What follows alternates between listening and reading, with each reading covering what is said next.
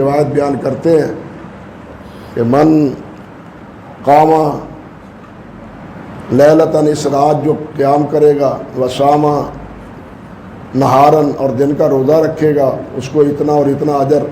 یہ روایت سخت ضعیف ہے، بلکہ اس کے ایک راوی ہے، نام اس وقت ذہن میں بھول گیا ہے، محدثین نے کہا ہے کہ یہ متروک ہے،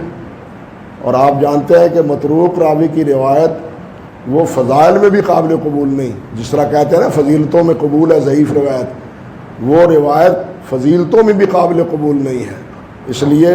یہ رات کا روزہ، رات کا قیام، اور پھر مصنوعی موضوع بنائی ہوئی روایتیں کہ جی 2 رکعتیں پڑھے، اتنی بار سورۃ فاتحہ پڑھے، اتنی بار قل هو اللہ احد پڑھے، نماز 2 رکعتوں سے اسی طرح فارغ ہونے کے بعد اتنی بار سورۃ فاتحہ پڑھے، پھر اتنی بار قل هو اللہ احد پڑھے، پھر دعا کرے۔ اس قسم کی جتنی روایتیں ہیں سب موضوع ہیں۔